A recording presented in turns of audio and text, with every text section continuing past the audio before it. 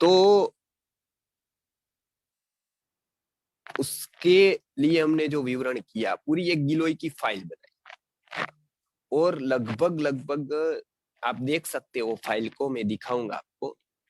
लगभग उसमें 60 ग्रंथों में गिलोय के बारे में क्या बताया है उसका विवरण उसमें है। वो पूरी फाइल में एक तुलसी की फाइल बनाई थी, उसमें लगभग 70 ग्रंथों में तुलसी के बारे में क्या बताया है और तुलसी की कितनी प्रजातियों में क्या क्या पाया जाता है।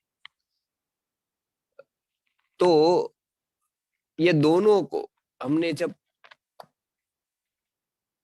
देखा तो बहुत सारे कफ के रोगों को, वायु के रोगों को, साइनस, कोल्ड, अस्थमा या ऐसी बहुत एलर्जी किसी भी प्रकार की, या ऐसे कोई भी सिम्टम्स हो, यदि आप सांस फूलने जैसे, तो उसमें बहुत कुछ एक दवा, या एंटीबैक्टीरियल प्रॉपर्टीज वाली, एंटीवायरल प्रॉपर्टीज वाली, बुखार के लिए, बुखार को रोकने के लिए, ये जो बहुत अच्छी औषधि उस समय हमने पाई, उसका नाम है तुलसी गिलोय बूंद।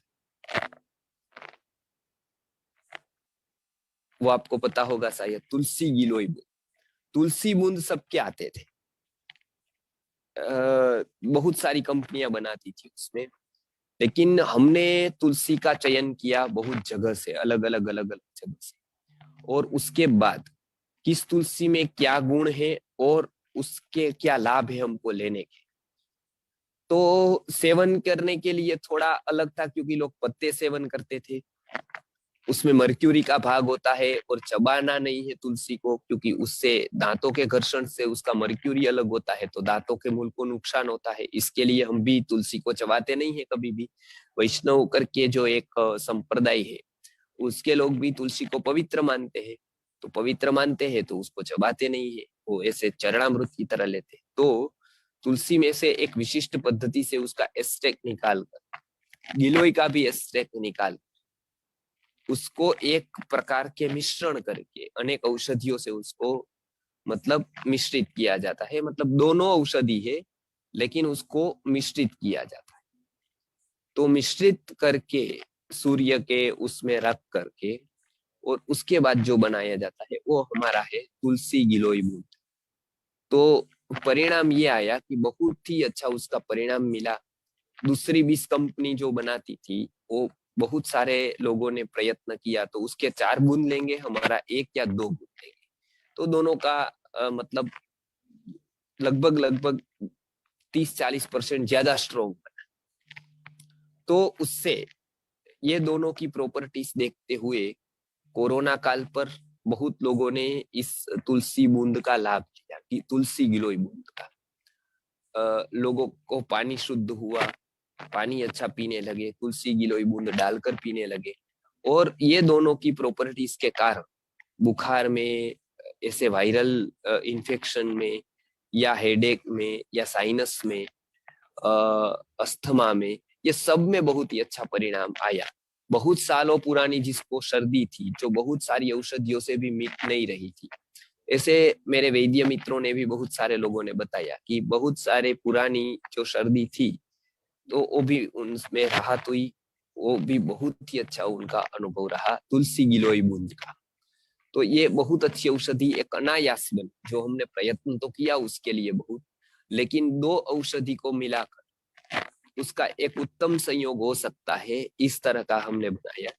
तुलसी का आता था अब तक, लेकिन गिलोय का, तुलसी के साथ कोई भी बूंद तुलसी गिलोय बूंद नहीं आया, वो हमारा पहली बार था, संस्कृत आर्य गुरुकुलम था। तो ये बहुत ही अच्छा उसका प्रभाव रहा। और जो जो लोग यदि उपयोग नहीं करते घर पे, तो उसके लिए सजेशन है कि एक बार बच्चों के लिए, बड़ों के लिए, सबके लिए उपयोगी ये तुलसी गिलोय बूंद है। उसमें रोग प्रतिरोधक क्षमता, जो हमारे 2-3 प्रकार की इम्यूनिटी होती है आयुर्वेद की दृष्टि से, मॉडर्न के हिसाब से एक्वायर्ड इम्यूनिटी होती है और इनेट इम्यूनिटी होती है। ये 2 प्रकार की इम्यूनिटी मॉडर्न के हिसाब से होती है। इसमें सहज, कालज और युक्तिज, ये 3 प्रकार की इम्यूनिटी यानी बल होते हैं। तो उसमें जो युक्तिज बल है उसको बढ़ाने का काम ये तुलसी गिलोय बूंद अच्छी तरह से करता है। जाकर वो क्या करता है, कफ को कैसे तोड़ता है और श्वसन मार्ग को खुला करता है। इसके लिए सांस लेने में तकलीफ नहीं होती है, अटकती नहीं है, फूलती नहीं है सांस। और जिसको भी सांस होना या दम, अस्थमा, ऐसा कोई भी रोग है तो वो तुलसी गिलोय बूंद उसमें बहुत ही अच्छा कार्य देती है। तो सबसे पहली यदि कोई हमको पूछे कि घर घर पर ले जाने के लिए कौन सी प्रोडक्ट है या सबको उपयोगी हो, तो इस तरह की कौन सी प्रोडक्ट है, तो वो तुलसी गिलोय बूंद है। और ये यूनिक इसलिए है क्योंकि और तुलसी का तो आता है, लेकिन तुलसी और गिलोय का जो हमने एक निकाला था कि वो विशिष्ट पद्धति से दोनों का मिश्रण, और दोनों का मिश्रण करके तुलसी का भी गुण बढ़ गया और गिलोय का भी गुण बढ़ गया। तो इस तरह के कुछ प्रयोग हमने किए, और यह प्रयोग केवल आयुर्वेद की कंपनी जैसे क्या करती है, फॉर्म्युलेशन बनाने वाला एक एम्फाम होता है, वो क्या करता है, वो उसको फॉर्म्युलेशन बना कर देता है। एक फॉर्म्युलेशन बनाने का कुछ 5,000 से 10,000 तक का चार्ज होता है उसका। वो फॉर्म्युलेशन बनाता है, ये इतना डालना है, ये इतना डालना है, ये इतना डालना है। कौन करता है? एम्फाम व्यक्ति। आज मैं बात करता हूँ एम्फाम व्यक्ति ने कभी भी चिकित्सा नहीं की होती, इसका प्रयोग नहीं किया होता है, वो खुद चिकित्सक नहीं, वो मास्टर है क्या बनाने में? फॉर्म्युलेशन। वो पैसे लेकर उसको फॉर्म्यूला देता है, फॉर्म्यूला में कंपनी होती है, वो उस तरह से वो दवाई बना देती है। ऐसी एक फॉर्मूला, क्योंकि उसको ये पता नहीं है कि ये फॉर्मूला कहाँ थी। वो पढ़ा है लेकिन वो उसको भी ये पता नहीं है इसका परिणाम क्या है। उसको परिणाम पता नहीं है, बनाने वाले को ग्रंथ पता नहीं है, ये दोनों को प्रयोग पता नहीं है। तो इस तरह से लगभग दवाइयों का निर्माण अभी हो रहा है जो गुरुकुल सिस्टम से अलग है। हम किसी के पास से भी फॉर्मूला बनवाते ही नहीं है, कोई भी, चाहे हो बी फार्म हो, एम फार्म हो, क्योंकि जरूरत ही हमारे पास इतनी फॉर्म्युलेशन से अभी दूसरों को देते हैं उल्टा कि भाई आप भी कुछ चाहिए तो बताओ। हमारे पास ऐसी बहुत फॉर्मूला है जो हम नहीं बना पाते हैं, तो वो कोई 2-4 व्यक्ति बना लेता है, तो उसका तो वो निस्वार्थ भाव से, ऐसा नहीं कि एक फॉर्मूला का 20,000 दिया, लेकिन ऐसे ही कि शास्त्र का ज्ञान है, यदि इच्छा है तो आप इस तरह से, नहीं तो मत। तो उस तरह से निस्वार्थ भाव से एक कैसी फॉर्मूला बनाना, अर्थात ये सिस्टम नहीं है, उससे वनस्पति के चयन से लेकर निर्माण तक की एक प्रक्रिया होती है। उसमें जब आप, अभी हम ये वीडियो डालने वाला, हम लगभग 2-3 दिन में आयुर्वेद की औषधियों का ग्रहण करने जाएंगे, तो निमंत्रण कैसे देना है पौधों को, वो हमारे बच्चे श्लोक बोलकर पढ़ाएंगे, बताएंगे। निमंत्रण देकर औषधि लाते हैं तो कैसे उसका चयन करना है उसको भी दिखाएंगे हम वीडियो में। उसके बाद जब निर्माण होता है तो कौन से मंत्र बोलने हैं वो भी दिखाएंगे आपको हम। धन्वंतरी याग का तो सबने आपने देख लिया कि कैसे यज्ञ होता है, दीपावली पूजन का भी देख लिया। तो वो एक ओरा का शुद्ध होना औषध निर्माण में बहुत आवश्यक होता है। एक जो होती है कंपनी में दवाई बनती है, खाट खाट खाट खाट खाट खाट मशीनरी का आवाज आती है बहुत कुछ, और लोग होते हैं वो, तो वो एक प्रकार का होता है ये वातावरण। दूसरा प्रकार का ये वातावरण होता है कि हम औषधि को जब चयन करते हैं तब शुद्ध भाव से, शुद्ध रूप से उसका चयन करें, चयन करने के बाद उसका निर्माण करें, और उसके बाद उसका जो आगे की प्रोसेस है उसमें हो सके वहां पर सात्विक वातावरण रखे, हो सकता है वहां पर, और मंत्र का एक ऊर्जा का उसको बल मिलता है।